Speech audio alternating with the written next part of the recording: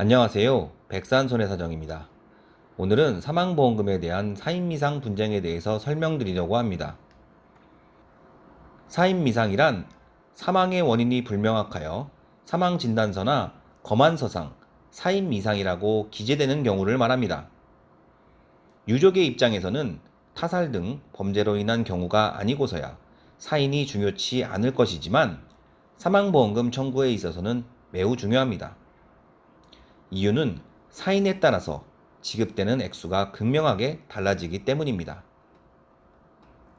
사망보험금을 세부적으로 구분해보면 손해보험은 질병사망과 상해사망으로, 생명보험은 일반사망과 재해사망으로 가입되고 보통은 상해사망과 재해사망이 질병사망과 일반사망에 비해 고액으로 가입되어 있습니다. 사인 미상인 경우 유족들은 어떻게 지급이 되어야 마땅한지 몰라 부당한 처리를 받을 가능성이 높아지게 됩니다.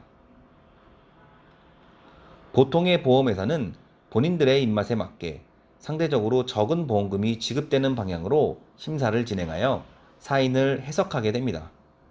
따라서 현장 조사를 통해 의료자문이나 법의학자문을 시행하여 사인 미상이지만 가장 유력한 사인을 추정하게 되는데요.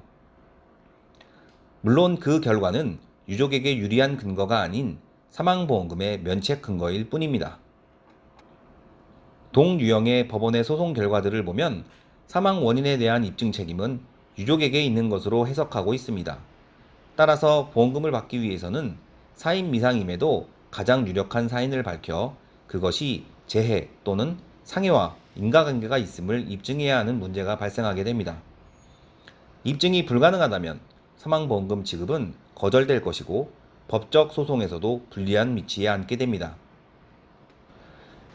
일반인의 관점에서 단순히 판단하거나 단순히 의사에게 대묻는 정도가 아닌 망자의 과거 치료 기록, 최근 건강 상태 등 종합적으로 다각도에서 접근해보면 확정까지는 아닐 것이나 사인 미상이라도 사인에 가장 유력할 것으로 여겨지는 객관적인 추정은 가능할 수 있습니다. 그 추정의 내용이 합리적인 설득력을 가진다면 사망보험금의 지급 결정을 이끌어낼 수도 있습니다. 사망보험금 분쟁에서 가장 큰 문제점은 유족은 보험과 의학의 비전문가란 점과 일반인의 관점에서 여겨지는 사실들이 보험의 법률적 해석 관점에서는 상해로 해석되는 사례들이 수두룩하다는 것입니다. 따라서 섣부른 판단은 손해를 가중시킬 수밖에 없으니 유념해야 합니다.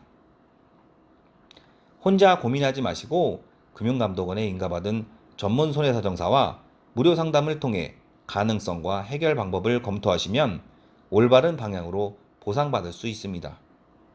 감사합니다.